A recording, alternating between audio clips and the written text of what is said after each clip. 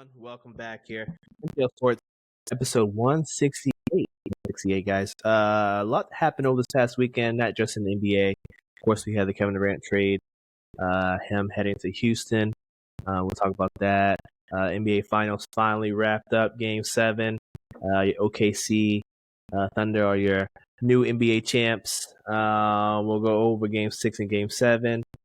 Talk about our very, very early next season predictions.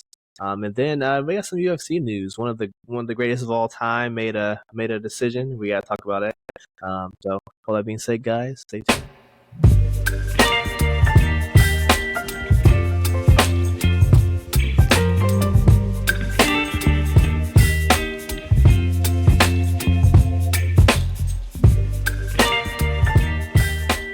We're back.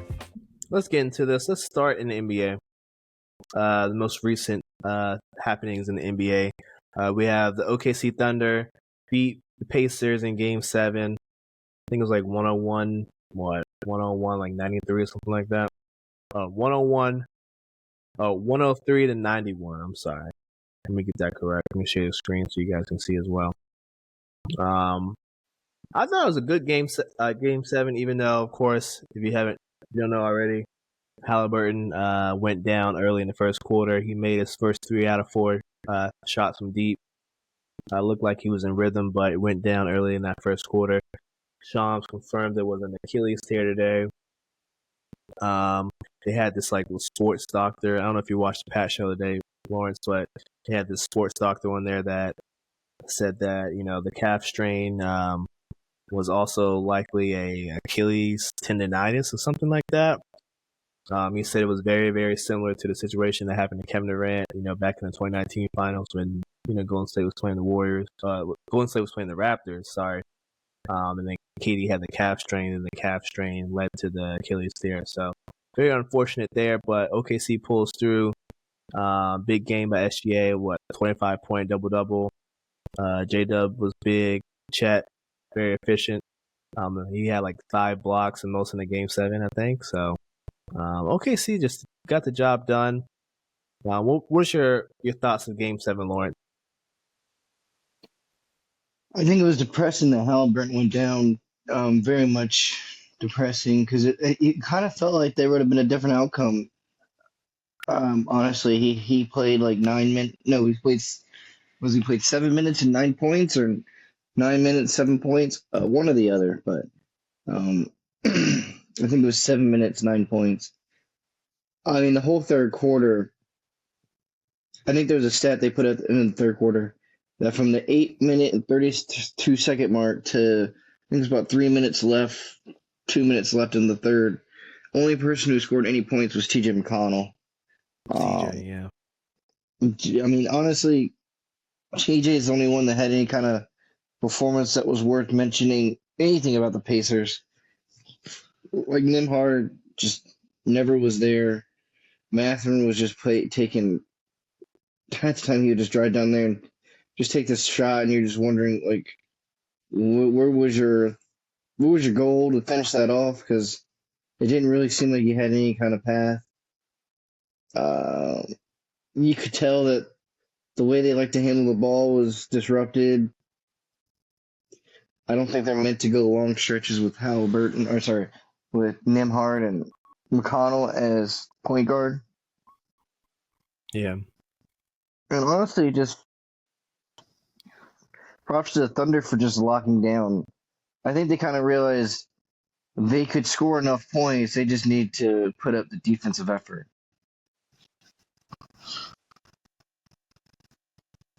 Yeah, for me, I feel like, Game 6, hey, give it to the Pacers. They played well in Game 6.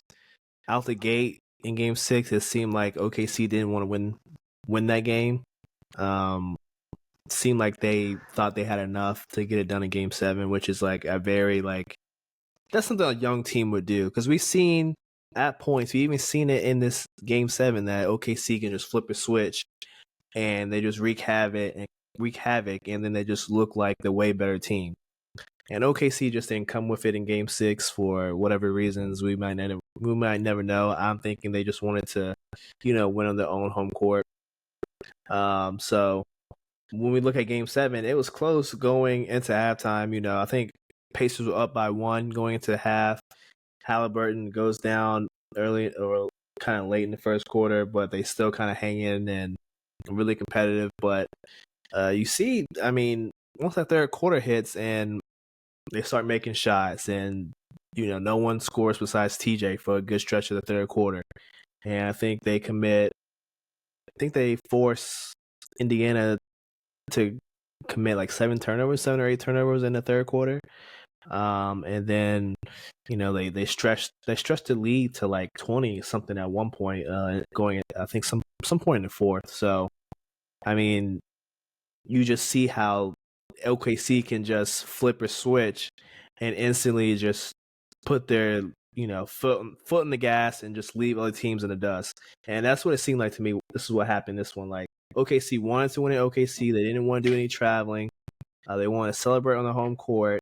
And being young guys who don't know any better, they thought, hey, we can do this.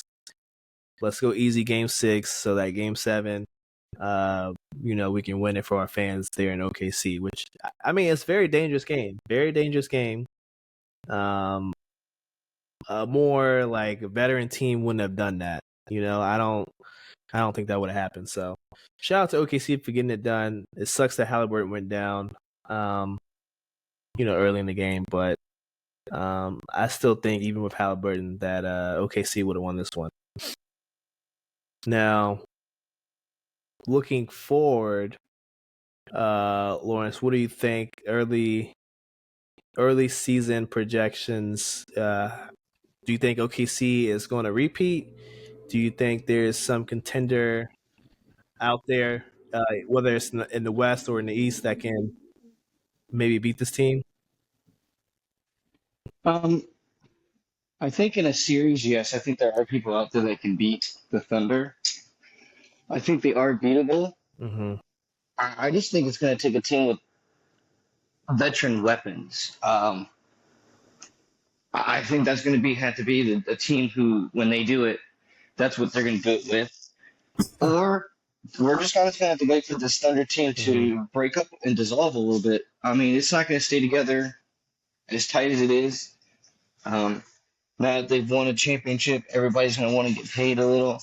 So the idea that they're going to stay together in that form for another 2, 3 years, we just might see a little baby dynasty, just win 2 straight.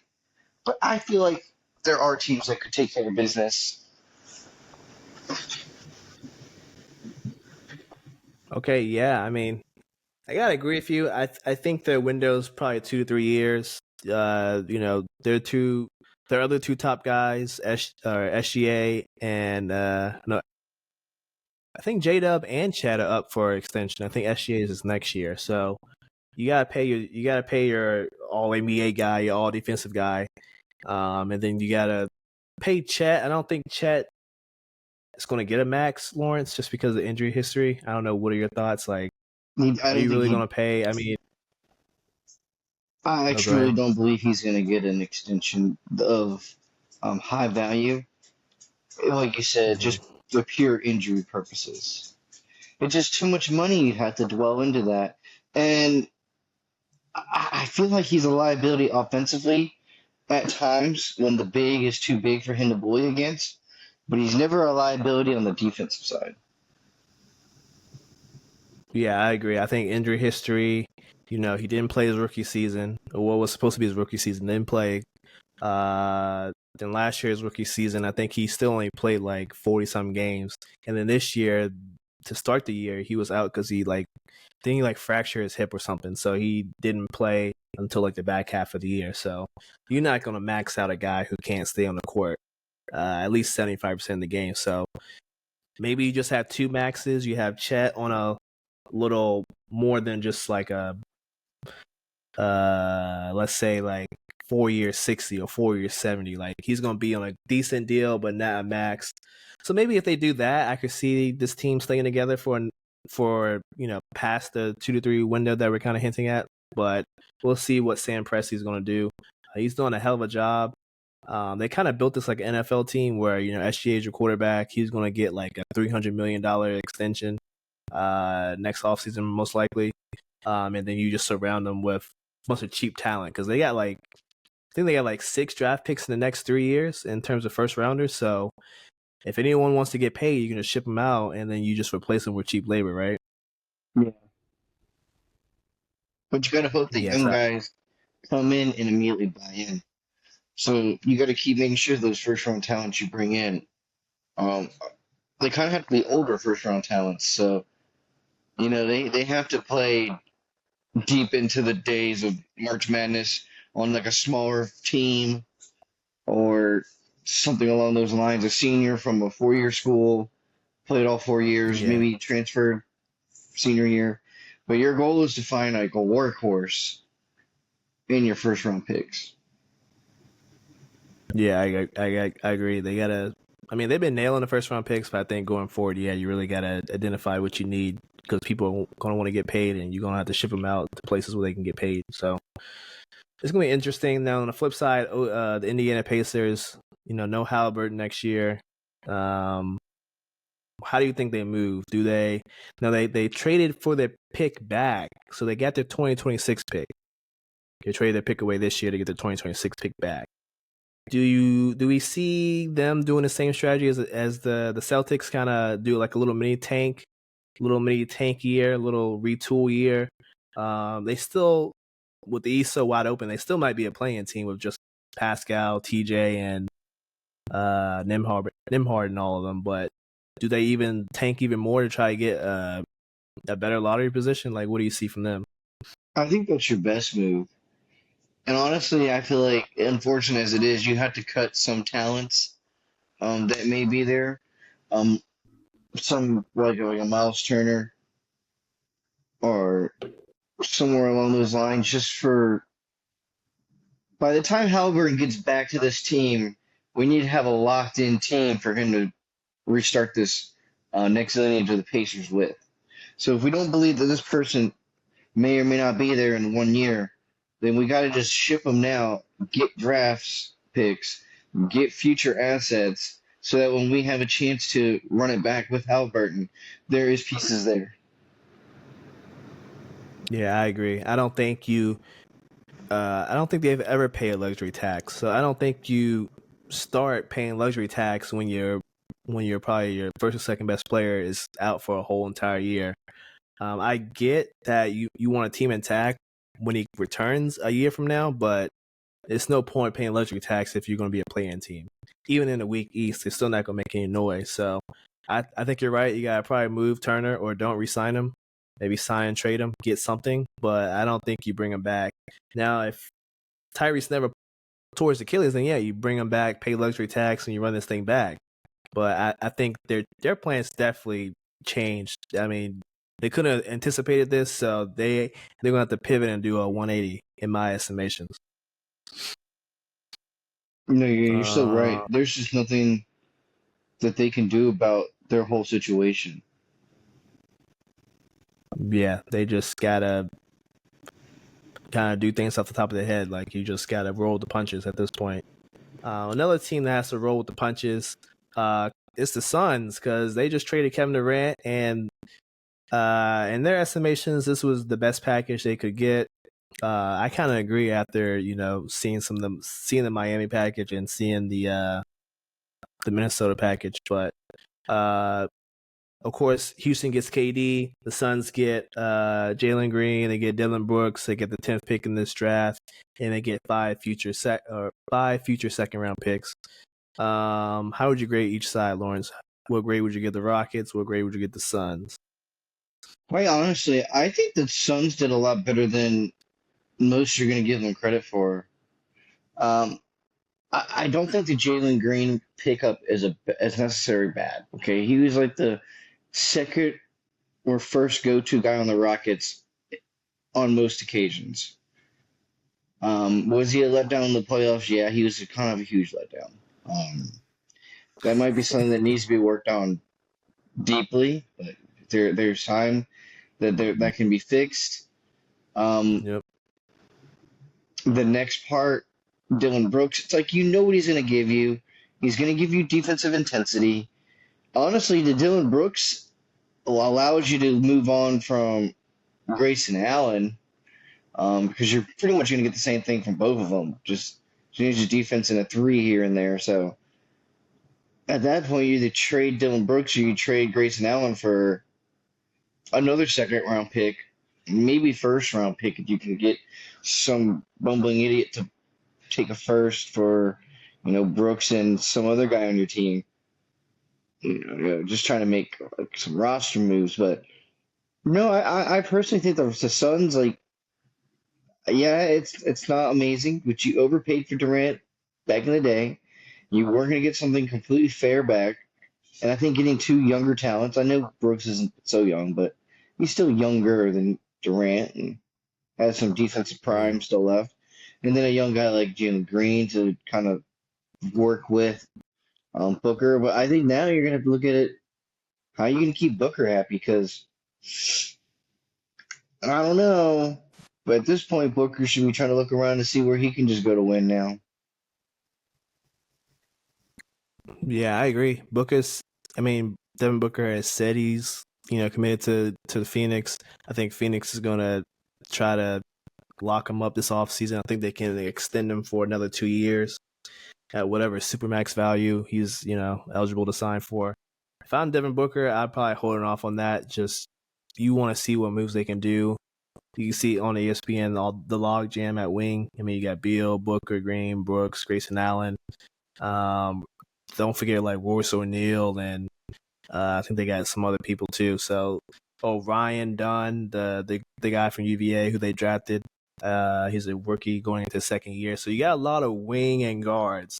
Don't really have what you need, which is a point guard. You still don't have a definitive answer at center. So the Suns are kind of, yeah, I agree with you, Lawrence, after seeing what the Miami offer is, which was Wiggins, Rozier, and maybe Hawkins and Haywood Highsmith, maybe the 20th pick or a pick swap, but they weren't willing to do all those combinations, which is, we'll talk about that a little bit later, but that was just a terrible offer for the Heat. I don't think they were really serious in trying to get Kevin Durant, which is very disappointing. But Kevin Durant, he wanted to go to Houston. It seems like the Suns wanted to do right by him, and you got to applaud them for sending him where he wanted to go. But this is the best they could do, honestly. And I think, they want to keep Green for now. That's according to, Gambo. He's really plugged in with the Suns front office. So I trust him. So they're going to keep Green for now. I think you're right, Lawrence. You got to move Brooks and we got to move Grayson. See what you can get.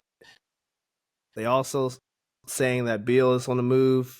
There's one or two teams who might trade for him. I don't know who, bro, but one or two teams are going to trade for Beal or they're going to buy him out.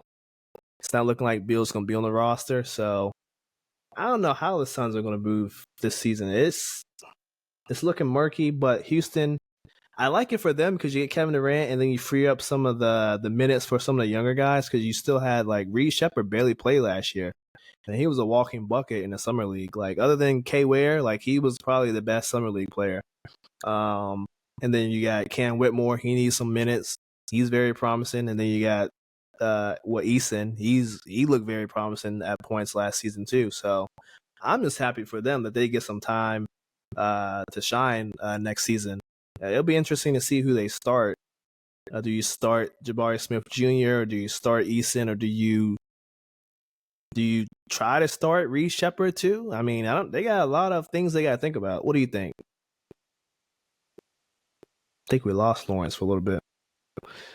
But if you're Houston, that's what you got to think about. I think it's very, very interesting situation. I think they pulled off pretty well. I think they definitely fleeced the Suns, but in the Suns, if you're the Suns, you just weren't going to get a better offer. So I don't hate that the Suns had to take this deal, but going back to it, Lawrence, what do you think? Who's going to get the starting nod? Is it Shepard? Is it Eason? Do you think Jabari Smith gets the starting nod in this new Rockets lineup? Personally, I would like to see like a Reed Shepard get the nod. Yeah. Because I just feel like that he might be a better ball handling or he might give aid to the ball handling on this team. Um, but I feel like he's going to give you electrifying points.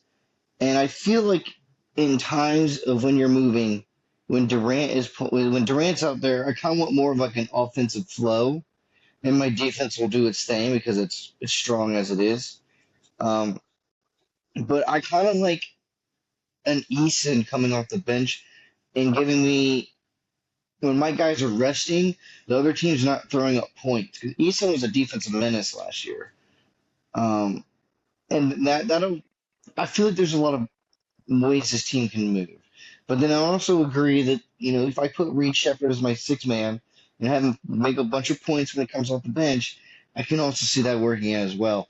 I really feel like there's really no way wrong of seeing who you're going to start because even when who you move to get more minutes, they're not going to be a focal point. They are going to move in a motion as the team works. What I think is really important because isn't Fred VanVleet for the Rockets, he's technically knocked it and not locked in next year, so they don't really have a point guard. Yeah, he's a team option. It looks like they're going to decline it and work on some long-term deal where, because his cap hits $42 million, which is a little crazy for his production, right? But they needed to pay him that money to get him out of Toronto. So I think they'll decline it and then probably bring him back about $20 million. They probably give him a $20 million pay cut, but he'll probably have more years, like maybe 3 more years. And he won't want to leave because he's got back there. So yeah, if they bring Fred VanVleet back, I still think it's going to be important to get a guard um, to really shoot threes when he's not on the court as well.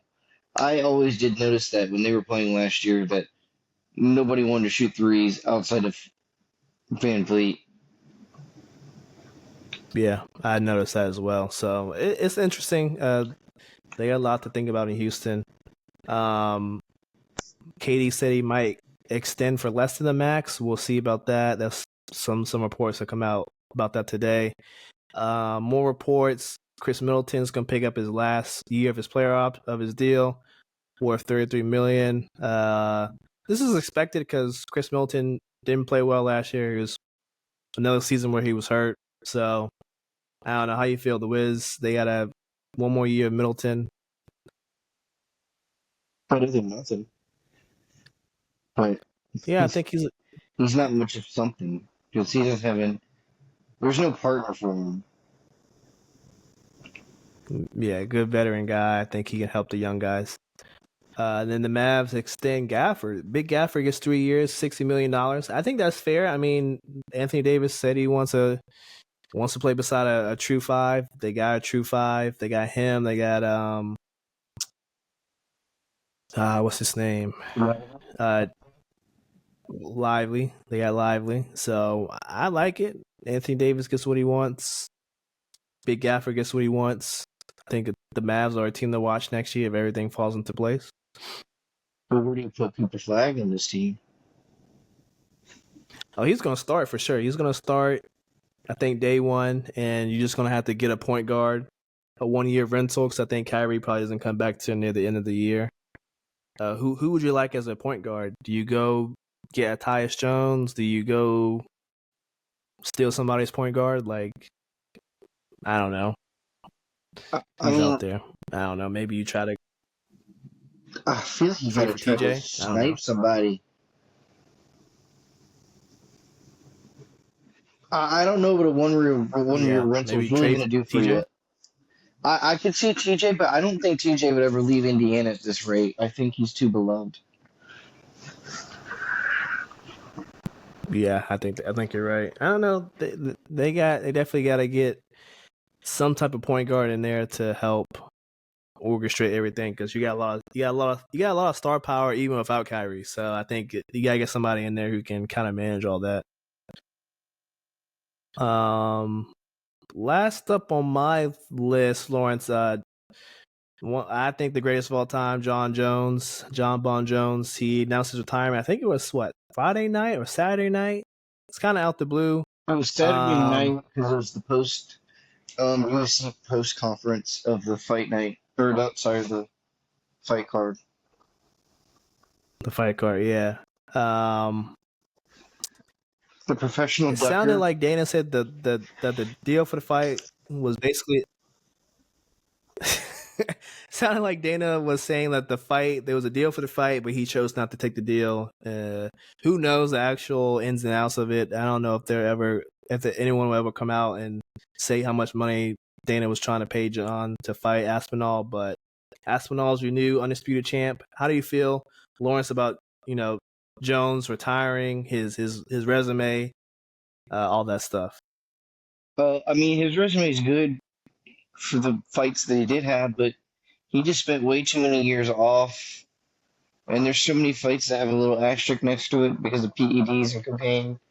So personally, yeah, as much as I believe that he was super awesome and good at UFC, there's another part of me that's like, yeah, but he basically kind of cheated and just ducked out. And yeah, he was cool and he was up there and he beat people up, but then he would get the title and just duck out and never fight, go multiple years being the somehow number one pound for pound, but didn't fight for 3 years. So still, how are we ranking this man number one pound for pound when he can't even come inside the octagon?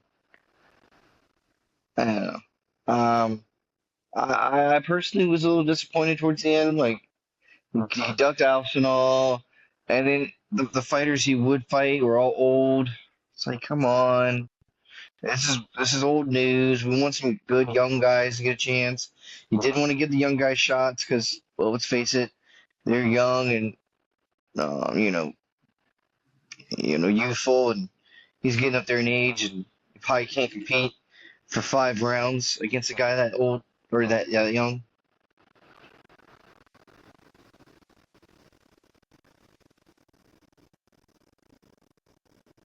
Yeah, we'll never know. I mean, I want to see him fight Aspinall. I think he probably would have beat Aspinall, but we'll never know. But yeah, I mean, he's a great fighter. The PEDs and the cherry picking fights and all that stuff. I mean, it's a little bit like a grimace, but I think overall you gotta put him as one of the greats. How do you feel about Aspinall now? What do you think his next fight is?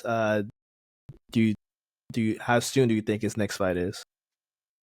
Well, the problem about Aspinall's next fight truly just comes down to the fact of like, who is he gonna fight?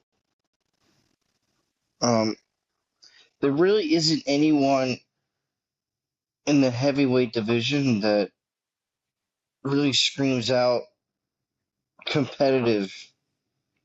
I don't know. Personally, to me, a lot of the heavyweights out there are just really good at knockout. They just have a really heavy hand. And the problem that Aspinall's been giving every single person is he's fast for your hands to catch.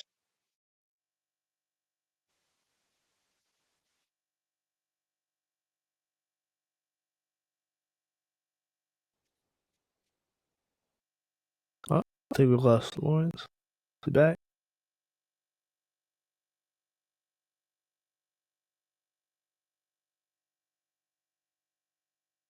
Oh, we lost him again. Well, here's a list of all the current heavyweights in the division. John Jones retired.